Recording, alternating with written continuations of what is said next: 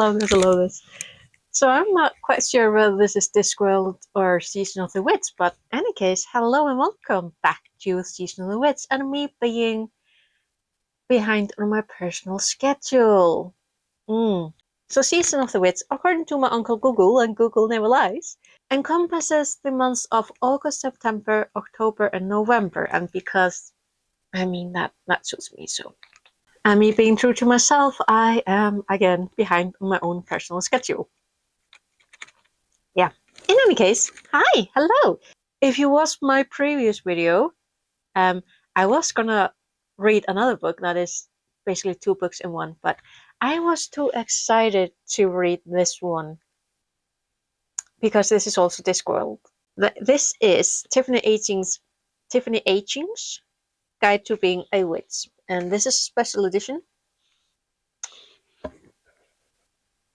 This one is written by Rihanna Pratchett and Gabriel Kent with illustrations by Paul Kippy.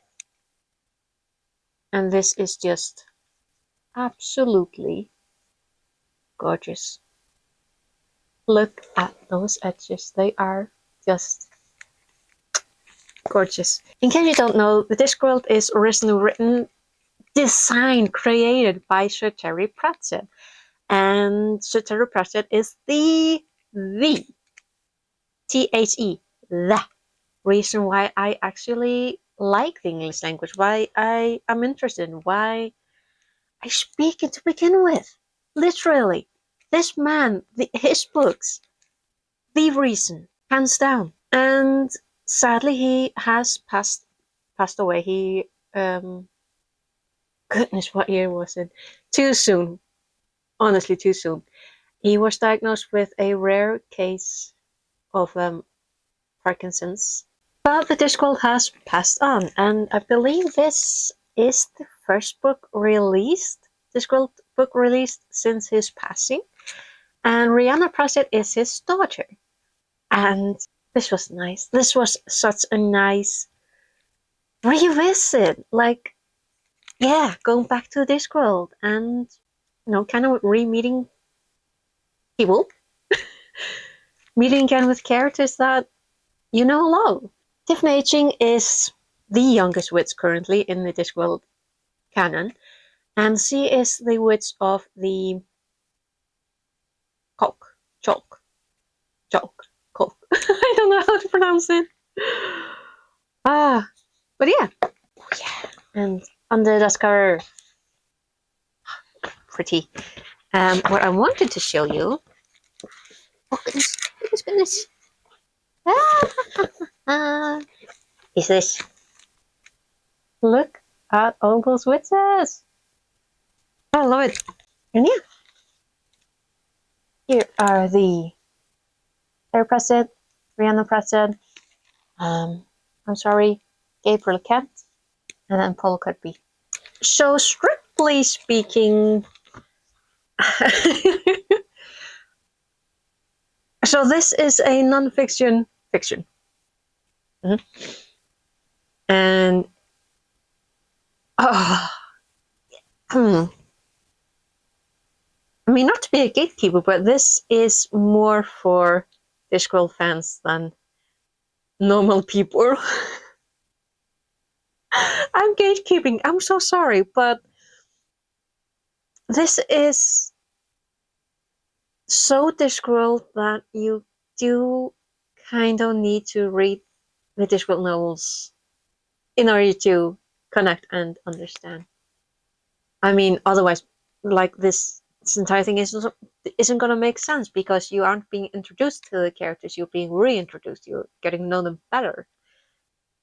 So what we have is this book is written by Tiffany Aching. There are annotations from Esmeralda Weatherwax, may she rest in peace, Nanyok, Mystic, and Rob Anybody, who is one of the McVeagle. It also has helpful corrections from Miss Lettice Ehrlich. And getting the things from Miss Ehrlich is just, she is so annoying. She is so wonderful annoying.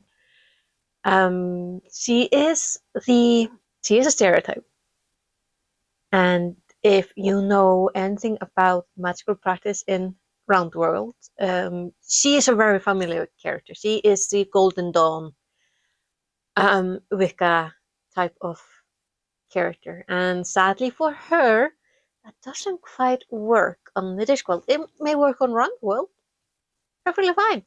But on Discworld, she is up against Granny Weatherwax and Nanyok and Tiffany and all the others who actually know how to do magic. I don't think that Miss Eric is actually capable of doing magic.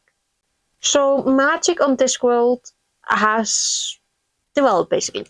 In the first book on equal rights, RITES, Terry Pratchett was basically poking at the masculine feminine, both when it comes to magic, who practices what kind of magic, but also mainly with academia. And that kind of, it does carry into here because witches. And thing about Miss Eric is that she is all about high magic when all the others are more like practical, actual magic, the magic of the land, the magic of the people, and what witches are, which in the Discworld is more like the wise woman, the healer, the midwife, the caretaker. Social services, basically. They are the ones who also stand on the edge of life and death. Whenever there is an edge in the world that needs taken care of, that's where the witches come in. And main reason why I also mention that is because of this character, who is the only, technically speaking, male witch, but not quite male. Because we also have Ascarina Smith, who is so far the only witch wizard. Now she is the main character, along with Granny Weatherwax, of Equal Rights.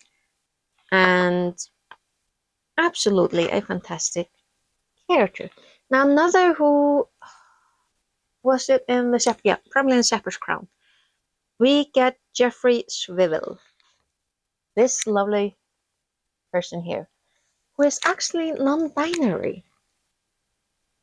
And they do not experience themselves as either male or female, they just are. And I love the little thing that Nanyok writes here, because he's really trying to use the correct terms. Because the one thing that you will notice about Nanyok is that, yes, she may be a bit stubborn, but she really, really means well, and she aims to do better. She always aims to be better. And being open-minded is kind of her thing. So whenever she discovers that she may not be as open-minded as she would like to believe that she is, she does better. Love that. And I'm quite sure where I was going with that. This book really, really touches on so many things about magic, especially witchcraft on the Discworld. We got wands, we got balance and transference, we got borrowing, we got, oh goodness, transmigration. You know. Both are Brian. Poor Brian. Hey, Brian. And as I said, this book is a little hard for me to talk about because I really want to, but it's a Discworld geekery. And you do need to have, I would say you would need to have to read all the books, at least the ones with Ask too. But the ones with Tiffany, all the books with her, because otherwise this book would otherwise be such a spoiler. We got the Wintersmith, we've got, oh, do I not have, oh, it should be. I mean, we've got the elves as well. Oh yeah, we got like the Headless Horseman, we got Jenny Greenteeth, we got the ghosts, absolutely wonderful, like ghosts in, oh yeah, also Grimhound. I'm so excited about the ghost, I forgot to mention Grimhound. And ghosts on Discworld some of them have just been fantastic. Fantastic. Fantastic. So here is Lady Nightshade. She actually, like, I am not a person who likes elves in general, not just on Discworld, because on Discworld they are predators, they are parasites, they are no bueno. They are not good characters, and they are made to be not good. They are allowed to be. They are bastards, and they are fantastic bastards. I also quite I just don't like elves in general. Like in Tolkien's elves, not my favorite. The dwarves actually made way more up my alley, and the hobbits absolutely. Who wouldn't love to look like a hobbit? Elves, nah, nah, nah. Mm. So the for the past years with the all the elves centric, face centric, fancy stories, no bueno. But Lady Nightshade actually was such a fantastic character. She actually developed. She actually had a character arc. I actually liked her. And Lord Lorcan, I love to hate him. I'm like, you bastard with a B. Absolutely. Oh yeah, here's the Wintersmith. Hmm. I like that story. Oh, where's the one of the creepiest characters that's ever been written, I swear, or one of the good ones. Like wonderful creepy character. Not Creepo. Creepo is fantastic, but I had to show you. This Creepo. He is absolutely a delight. The only one who's eaten a vampire, I believe, and that was in Witches Abroad. I really, really want to find one. Ah, here we go. The creepiest. This is on chapter on Witch Hunters. Omnian Witch Hunter who became the Cunning Man, and I really, really. I mean, here are the dungeon dimensions. Look how fantastic that creature is! That is such a Cthulhu, such a Lovecraftian mythos inspired. Ah, here it is. Oh yeah, that was the creepiest. I can't quite remember which story that was. The Cunning Man. I still have a way to go, I believe, before I reach the that particular story in my rereading. I have an entire series where I am rereading the entire Discworld novels, and goodness gracious, when I get to the aging stories, the Cunning Man is one of the creepiest, and there have been quite a few creepy characters and creatures throughout the Discworld novels, but the Cunning Man, goodness, definitely a wonderfully creepy character. Oh, and one of my favorite goddesses, the goddess Anoia. Absolutely fan favorite. Not quite as much a fan favorite as that, because nobody gets there. You know, the tip of the toe where Death has his heel bones. And he is here in we not McQuickle. Like honestly, I'll make this video just to gush over Discworld novels.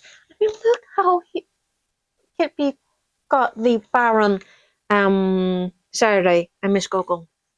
Oh, that was such a good story. That was Witches Abroad. Oh, Miss Humanite's Tresson. She was hot a showman. Fantastic. Like, mm-mm. But yeah, what this book is such a wonderful overview of witchery and witchcraft and what witches are in the Discworld. But it also draws so much from magic and magical theory and practices here in Roundworld. And it just, like to say that it's fantastic, it's basically just barely scratching the surface of it.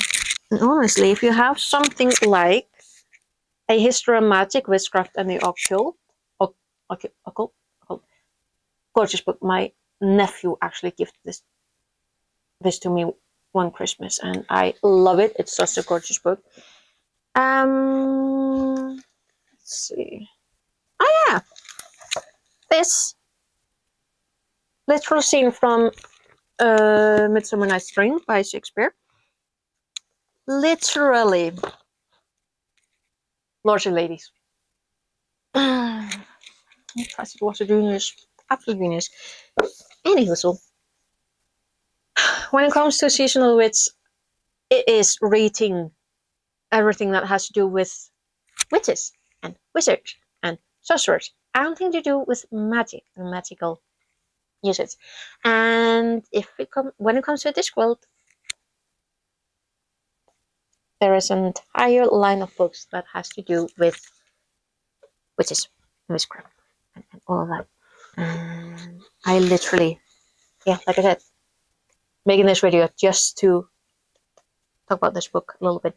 Equal Rights, Bird Sisters, Witches Abroad, Lords and Ladies, Carpiduculum. Sure, that's more of a werewolf book. Yeah, there is A Hat Full of Sky, I Shall Wear Midnight, The Weaving Man, and Wintersmith, and Shepherd's Crown. There is also The Art of Discworld by Paul Kippy, which heavily recommended. Fantastic artist. Also, The Last Hero, that is essentially a picture book. Essentially. It's a good story too, but it's a picture book. Anywho, yeah. Tiffany Aching's Guide to Being a Witch is absolutely for Discworld fans, absolutely for Discworld fanatics, and really, really fun. And this edition is just so gorgeous. With the art by Paul Kippy, with the Gilded Duchess, and the nostalgia, basically. Thank you for watching, and I will hopefully see you again in some other video of mine. Hopefully, I will actually get the next seasonal wits. Like, I only plan to make 4 videos. Hopefully, it will be out in October. That would be nice, wouldn't it? In any case, I do also have a playlist of Discworld. Well, me rereading Discworld novels, so how about it? And yeah, hopefully see you again some other time. And until then, take care. Bless, bless.